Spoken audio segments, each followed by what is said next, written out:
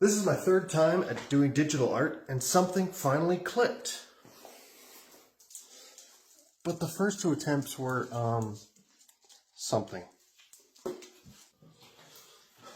And what clicked, it's not a big thing, but it did make a huge difference. So let me show you what happened.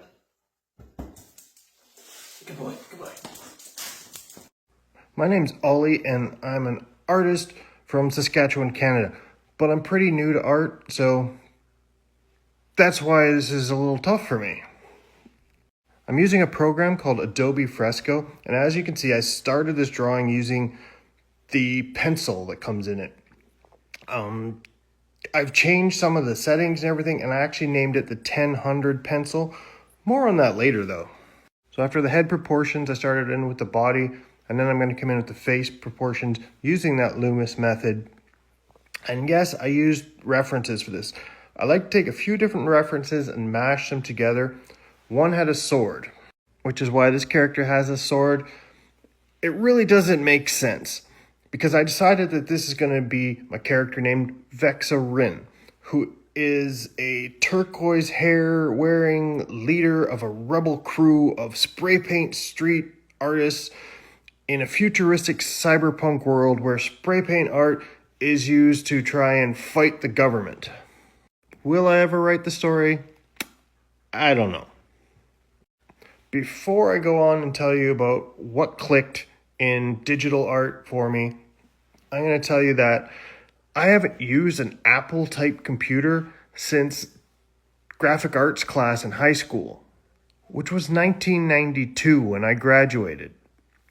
So we were actually using regular Macs that come in a little kind of box thingy, and you have to dial up for the internet and actually put the phone into the cradle.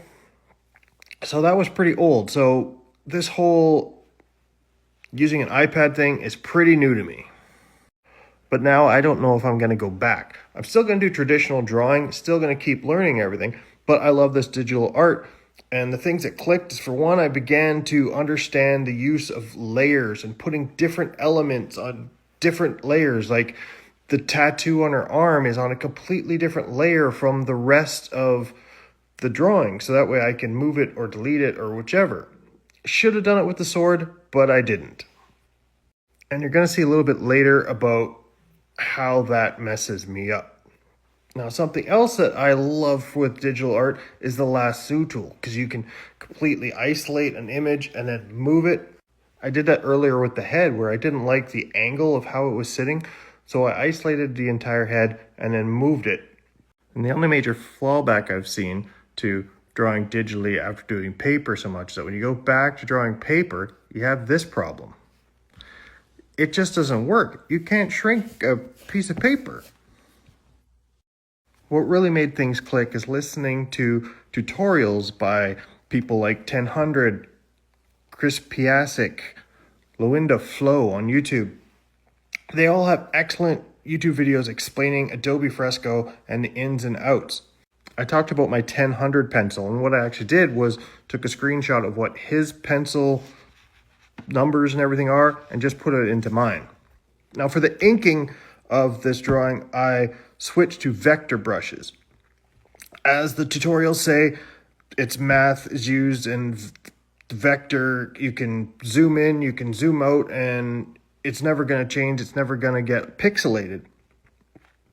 Unlike raster graphics, which is what I used for the background there, because I wanted that blur effect in the lake and the glowy city lights, and you just can't really get that with the vector colors that I found. I don't know if I'm doing that right. Am I wrong? Somebody tell me in the comments. Should I just be using vector colors for everything, including the background and the foreground?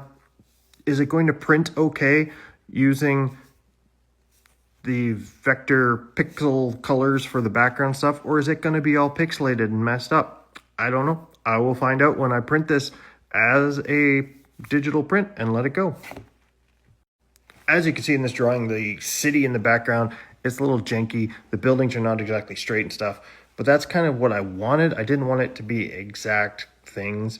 And here I come in trying to figure out this tattoo again. I didn't like the original one, so I deleted it. So, and then I'm coming back on another layer and redrawing this tattoo just to try and get the image right. I mean, really, if I'm going to be doing this character over and over again, doing this tattoo was probably the wrong idea, because then I'm going to have to keep doing this tattoo over and over again. But then again, I haven't made a story, so do I really have to? Now, while I work on this tattoo for a little bit, I'm going to take this time to discuss my website, ollieshop.ca. You can go on there and check out, most of it's all spray paint. I'm going to be putting some other things on. This digital art, this print, plus the print without the sword is on there. You can get those guys, and hopefully they're going to print out well, but I will test it before I sell it to anybody. And the rest is all spray paint stuff, planets, waterfalls, all kinds of funky things. If you use the code Platypus right now, you can get 10% off on anything on there. So go check it out, ollieshop.ca. Right now I'm just playing around with that tattoo, trying to get the background of it right. So like I said at the very beginning of this video, this is my third digital art I did. I tried some other ones since then. Have they all been perfect? No. Have some been even better? I think so. And I think this one turned out really well. And coming up here, I'm going to try and do the sword thingy. So I wanted to get rid of the sword, trying to erase it, and then have to draw in the rest of her body, the rest of that chest tattoo, and try and make it look right.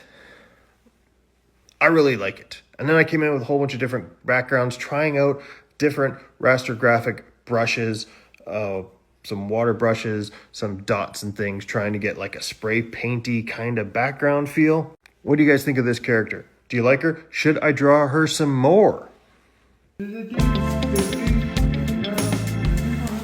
Hey guys, what did you think? Did I do a good job on this digital picture, digital artwork? What do you guys call it? Let me know in the comments. Am I doing a good job? Am I learning well? Am I getting better? I hope you guys are enjoying it. I hope you guys enjoyed this video.